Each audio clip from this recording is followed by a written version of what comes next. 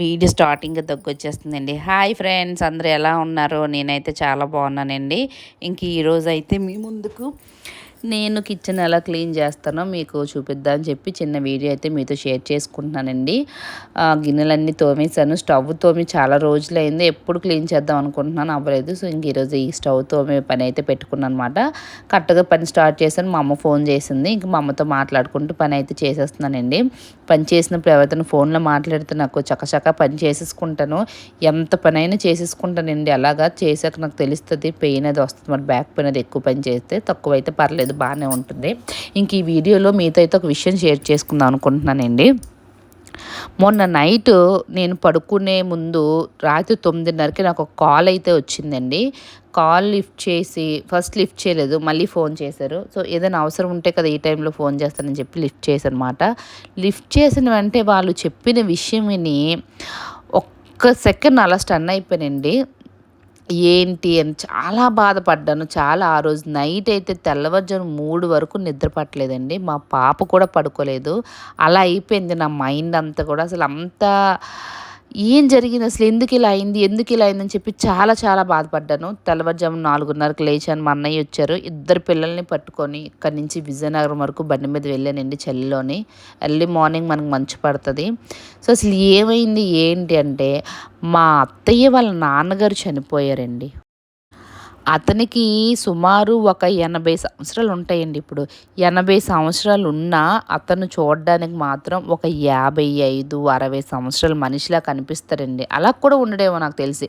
గట్టిగా ఉంటారు. ఎవరి సహాయం లేకుండా నడుచుకుంటారు. అతని వంట అతనే చేసుకుంటారు. నార్మల్‌గా మనకు 45, 50 ఇయర్స్ మనిషి ఎలా ఉంటాడో అలా ఉంటారండి.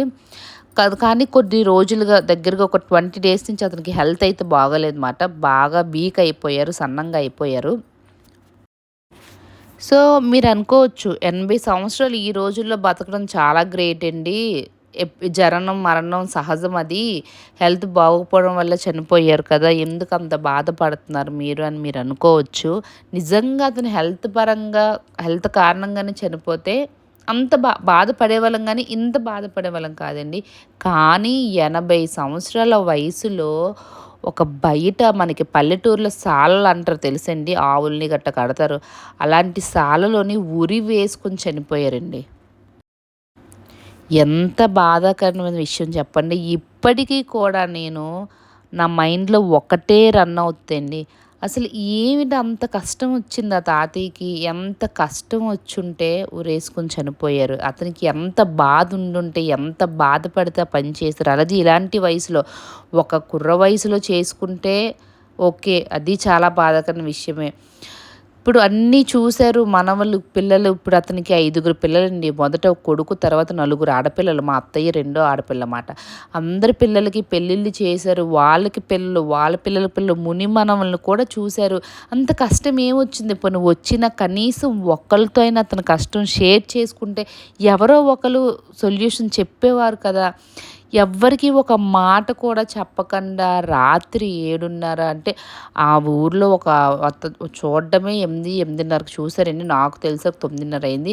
అలాంటి టైంలో అతను ఉరేసుకున్నారంటే ఇప్పటికీ కూడా చాలా బాధేస్తుంది. అతనికి ఏమొచ్చింది అంత కష్టం? కారణం కూడా మాకు తెలీదే. ఎవ్వరికి కనీసం ఒక్కళ్ళతో కూడా ఒక మాట చెప్పకుండా చనిపోయారు. ఏమయ్యింది ఏంటని నాకైతే చాలా బాధేస్తుందని మా ఆయన కూడా చాలా బాధపడ్డారు. మా ఆయనకైతే రావడం అవ్వలేదండి. వాళ్ళకి కొన్ని ప్రోటోకాల్స్ ఉంటాయి కదా, అప్పటికప్పుడు సడన్గా లీవ్ అనేది శాంక్షన్ అవ్వలేదు. ఇంకోటి ఏంటంటే, ఉరేసుకొని చనిపోయారు కదండి పల్లెటూరులోని. అది కళ్ళం ఆ ప్లేస్‌లో బయట, ఊరు బయట ఉంటాయన్నమాట. సో బయట చనిపోతే ఊర్లోకి రానివ్వరు. ఎక్కువసేపు ఉంటే బాడీకి మంచిది కాదని చెప్పి ఇంకా అతను మొత్తం మేము వెళ్ళేసరికి అతన్ని తీసుకెళ్ళిపోయారండి. నేనే 8 అలాగయింది మార్నింగ్. నేనే చూడలేకపోయాను మొఖం. కానీ చాలా అండి చాలా. కానీ ఒకటండి, ముసలి వాళ్ళని, తల్లిదండ్రులు బతికున్నప్పుడే ఆస్తులు పంచేసుకుంటారండి. వాళ్ళకి ఒక వాటా ఇస్తారు. కానీ ఎందుకు ఒక ధీమా ఉంటది. వాళ్ళు చచ్చిపోతే వాటా మనకే కదా వస్తది. కానీ పేరుకి సమాజంలో వాళ్ళకి కూడా మేము ఆస్తి వాటా ఇచ్చామని చెప్పుకోవడానికి వాటా ఇస్తారు. వన్స్ ఆస్తి చేతిలోకొచ్చాక తల్లిదండ్రులు ఎలాంటి స్థితిలో ఉన్నారు, ఎలాంటి పరిస్థితుల్లో ఉన్నారు, వాళ్ళని ఎవరు చూసుకుంటారనే ఆలోచన ఉండదండి. ఎవరో ఉంటారు, కొంతమంది చూసుకుంటారు, నేను ఒప్పుకుంటాను. కానీ కొంతమంది వరస్ట్ అండి. నాకు తెలిసి ఈరోజు అతను చనిపోవడానికి కారణం కూడా అదేనండి. ఆ పరిస్థితే. చూసిన నాళ్ళు కొంతమంది చూశారు. యాక్చువల్‌గా ఆవిడకి చూడాల్సిన పనే లేదు. కానీ చూశారు. ఒక కొడుకుగా తను చూసింది. ఆవిడ హెల్త్ బాలేదు. కొడుకుకి చూడాల్సిన టైమొచ్చింది. ఊర్లో ఉండి కూడా కొడుకులు చూడలేదు. అతను ఆస్తులు పంచుకొని తిన్నారు. ఇప్పటికి తింటున్నారు. కానీ చూడలేదు. పోనీ కూతుర్లకైనా చెప్తే వాళ్ళైనా చూస్తారేమో అని చెప్తే ఎవ్వరు కూడా మాకేంటి అవసరం, మేమెందుకు చూస్తాం అనే లెక్కల్లో మాట్లాడారన్నమాట. కానీ అతను చనిపోయిన తర్వాత వచ్చి బాబోయ్! చాలా రాత్రి నుంచి తెల్లారుజాము వరకు తీసుకెళ్ళినంత వరకు ఏడ్చారు. నాకనిపిచ్చింది, బతికున్నప్పుడు ఎందుకు ఈ ప్రేమ చూపిచ్చలేదు? కనీసం ఒక 10 రోజులు ఇంటికెళ్ళి తన తాతగారిని ఇంటికి తీసుకెళ్ళి చూస్తే చాలా సంతోషపడి, ఆ ఆనందంతోనే ఇంకొన్ని రోజులు బతికుండేవారేమో, అతనికి ఆ ఉరేసుకునే ఆలోచన కూడా వచ్చేది కాదేమో అని అనిపిచ్చిందండి నాకైతే. మీరేమంటారు కామెంట్ చేయండి. నేను మాట్లాడేది తప్పా? రైటా? కామెంట్ చేయండి. నాకైతే అదే అనిపిచ్చిందండి. అయ్యో! మనల్ని ఇంత కని, పెంచి పెళ్ళిళ్ళైనంత వరకు అంత చేశారు. తల్లిదండ్రులని చూడాలి, చూడకూడదు, వాళ్ళు ఎలా పోతే మనకెందుకని అలా ఎలా వదిలేస్తున్నారు? నేనొక తల్లిగా మాట్లాడుతున్నానండి. నా పిల్లల్ని ఏమైనా తట్టుకోలేను. వాళ్ళని ఎలా చూసుకోవాలి, అలా చూసి అంత ప్రేమ ఉంటది తల్లిదండ్రులకి. అదే తల్లిదండ్రులు ముసలోళ్ళయిపోయాక మన పిల్లలకి మన మీద ఎందుకు ప్రేమ ఉండదు? ఎందుకు చూడరు? నాకు అది మెయిన్ అసలు అర్థం కావట్లేదండి. తను ఈ వయసులో ఉరేసుకొని చనిపోవడం అనేది అసలు ఇప్పటికీ తీసుకోలేకపోతున్నానండి. ఇప్పటికి 3 డేస్ అవుతుంది చనిపోయి. కానీ చాలా చాలా బాధేస్తుంది. మేము ఒడిస్సాలో ఉన్నప్పుడు తాతయ్య మా దగ్గరకొచ్చారు. ఒక 3 మంత్స్ ఉన్నారన్నమాట మాతోని.